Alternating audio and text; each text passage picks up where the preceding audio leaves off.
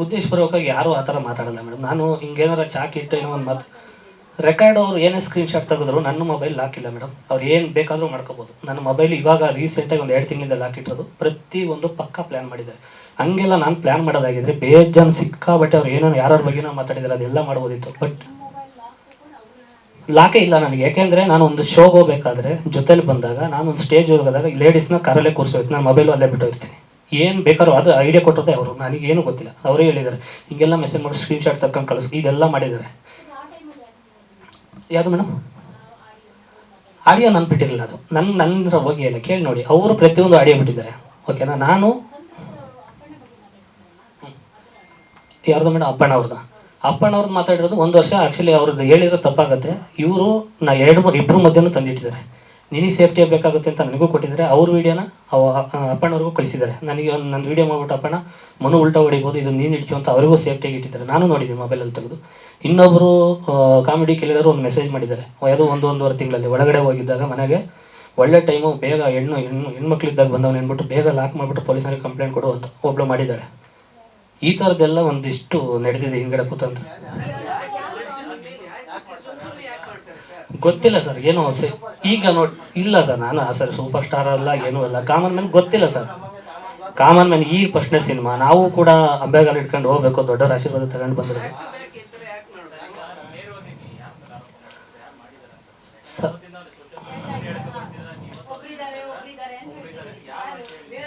ಇಲ್ಲ ಸರ್, ಅದು ಈಗ ಏನಂತಂದರೆ ಕಂಡೀಷನ್ ಬೇಲ್ ಮೇಲೆ ಬಂದಿರೋದ್ರಿಂದ ನಾನು ಯಾರ ಬಗ್ಗೆನೂ ಮಾತಾಡೋಂಗಿಲ್ಲ. ಇದು ಅದಕ್ಕೆ ನಾನು ಏನು ಸಂತ್ರಸ್ತೆ ಅವರ ಹೆಸರು ನಾನು ಹೇಳ್ತಾ ಇಲ್ಲ. ನಾನು ಹೇಳ್ತಾ ಇರೋದು ಒಂದು ಆಡಿಯೋಕ್ಕೆ. ಯಾಕೆ ಅಂದರೆ ನನ್ನ ಕೆರಿಯರಿಗೆ ಡ್ಯಾಮೇಜ್ ಆಗಿರೋದು ಅದೊಂದೇ. ಮಿಕ್ಕಿದೇನಿದೆ ಅದು ಕಾನೂನು ಏನಿದೆ ನೋಡ್ಕೊತಾ ಇದೆ. ಇದಕ್ಕೆ ಬ್ಯಾಕ್ಗ್ರೌಂಡ್ ಇರೋದು ಯಾರು ಏನು ಕತೆ ಅನ್ನೋದು ನನಗೆ ಇನ್ನೊಂದು ವಾರ 15 ದಿವಸದಲ್ಲಿ ನನಗೆ ಒಂಚೂರು ಬೇಲ್ ಏನೋ ಇದಾಗಿರೋದ್ರಿಂದ, ಕಂಡೀಷನ್ ಬೇಲ್ ಇರೋದ್ರಿಂದ ನಾನು ಕೋರ್ಟಲ್ಲಿ ಇದು ಮಾಡ್ಕೊಂಡೆ ಮಾತಾಡ್ಬೇಕು ಮೇಡಮ್. ಅದಕ್ಕೋಸ್ಕರ ಹಾಂ, ಅಲೋಕನವರು ಅವರು ಸುಮಾರು 7, 8, 10 ವರ್ಷದಿಂದನೇ ಜೊತೆಲಿದ್ದಾರೆ. ಇವತ್ತು ಜೊತೆಲಿದ್ದಾರೆ, ಅವತ್ತು ಜೊತೆಲಿದ್ದಾರೆ. ಗೊತ್ತಿಲ್ಲ ಅವ್ರು ಏನು ಕೆಲಸ ಮಾಡ್ತಾರೆ ಏನೋ ಗೊತ್ತಿಲ್ಲ. ಪ್ರತಿ ಸತಿನೂ ಅವ್ರ ಮನೇಲೇ ಇದ್ದಾರೆ, ಪ್ರತಿ ಸತಿನೂ ಅವ್ರ ಮನೇಲೇ ಇದ್ದಾರೆ. ಆಚೆ ಕಡೆಯಿಂದನೂ ಕೂಡ ಫುಲ್ಲು ಜೇಬಿಗೆ ರೆಕಾರ್ಡ್ ಹಾಕೊಂಡೇ ಬಂದಿದ್ದಾರಂತೆ. ಅವರು ಹೇಳ್ತಾ ಇರೋದು ಪ್ರತಿಯೊಂದು ರೆಕಾರ್ಡು, ಯಾರ್ಯಾರ ಜೊತೆ ಮಾತಾಡಿದ್ರೆ ಅವ್ರು ಸುಮಾರು ರೆಕಾರ್ಡು ಕೇಳಿದರೆ ಆಟೋಮೆಟಿಕ್ ಆಗುತ್ತಂತೆ. 24/7 ಅವ್ರದ್ದು ರೆಕಾರ್ಡಲ್ಲಿ ಇರುತ್ತಂತೆ. ಕೇಳಿದ್ರೆ ಈಗ ಹೇಳ್ತಾವ್ರಂಗಂತ. ಗೊತ್ತಿಲ್ಲ ಅವ್ರು ಏನಕ್ಕೆ ರೆಕಾರ್ಡ್ ಮಾಡಿದ್ರು ಏನೋ ಗೊತ್ತಿಲ್ಲ. ಇವ್ರದ್ದು ಒಂದು ನನಗೆ ಅನಿಸಿದ್ದು ಸಿನಿಮಾ ಈ ಒಂದು ದೊಡ್ಡ ಬ್ಯಾನರ್ ಅಂತನೋ, ಇಲ್ಲ ಈ ಸಿನಿಮಾ ಏನಾರು ಕ್ಲಿಕ್ ಆಗುತ್ತೆ ಅಂತನೋ, ಇಲ್ಲ ಇಷ್ಟು ದೊಡ್ಡ ಬಜೆಟ್ ಅಂತ ಈ ಟೈಮಲ್ಲಿ ಮಾಡಿದರೆ ನಿಜವಲ್ಲೂ ನಾನೇ ಸರೆಂಡರ್ ಆಗ್ಬಿಡ್ದೆ. ಇಲ್ಲಪ್ಪ ಕರೆಕ್ಟ್ ನಾನು ಮಾತಾಡೋದೆಲ್ಲ ಏನು ಬೇಕಾದ್ರೂ ಶಿಕ್ಷೆ ಕೊಡಿ ಅಂತ ಹೇಳಿದೆ. ಸಿನಿಮಾ ಒಂದಿಷ್ಟು ಕನಸುಗಳನ್ನ ಇಟ್ಕೊಂಡು ನಾಳೆ ನನಗೆ ಇವತ್ತಾಯ್ತಲ್ಲ, ಅದು ನನಗೆ ಆಗ್ತಿಲ್ಲ. ಯಾಕೆಂದರೆ ಪ್ರಮೋಷನಿಗೆ ನೀವು ನೋಡಿರಬೇಕು, ಊಟ ಮಾಡಿದ ಸರ್ 1 ತಿಂಗಳು ಬಸ್ ಸ್ಟ್ಯಾಂಡ್ ಎಲ್ಲ ನೋಡಿದ್ದೀರ ಪ್ರಮೋಷನ್.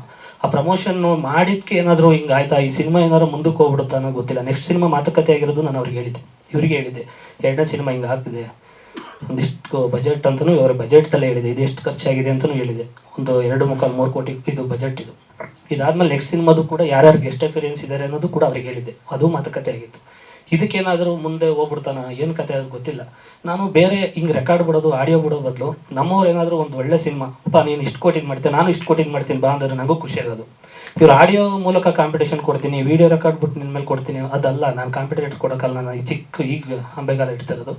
ಬೇಜಾರು ಏನಂತಂದರೆ ಸುಮಾರು ಎಷ್ಟೋ ವರ್ಷಗಳಿಂದ ಸಿನಿಮಾ ಕಟೌಟ್ ನೋಡಬೇಕು ಅಂತ ಒಂದು 2-3 ಸಿನಿಮಾ ಮಾಡಿದೆ. ಯಾವ ಕಟೌಟು ನಾವು ನೋಡೋಕ್ಕಾಗಿಲ್ಲ.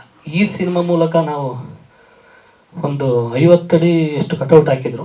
ನಾಳೆ ಕಟೌಟ್ ಅನ್ನೋಂಗೆ ಇವತ್ತು ಒಳಗಡೆ ಹೋಗ್ತೀನಿ. 1 ತಿಂಗಳು ಪ್ರಮೋಷನ್, 1 ತಿಂಗಳು ನೀವು ನೋಡಿರ್ಬೋದು. ಎಲ್ಲೆಲ್ಲಿ ಹಳ್ಳಿನೂ ಬಿಟ್ಟಿಲ್ಲ, ನಾನು ಎಲ್ಲ ಕಡೆ ಪ್ರಮೋಷನ್ ಮಾಡಿದ್ದೀನಿ. 24/7 ಮಾಡಿದ್ದೀನಿ ಸರ್. 2 ಗಂಟೆ ರಾತ್ರಿ ಏನು ಒಂದು ಬಿರಿಯಾನಿ ಅಂಗಡಿ ಓಪನ್ ಇರುತ್ತೆ ಅಲ್ಲಿಗೂ ಕೂಡ ಹೋಗಿ ಪ್ರಮೋಷನ್ ಮಾಡಿದ್ದೀನಿ. ಅಷ್ಟು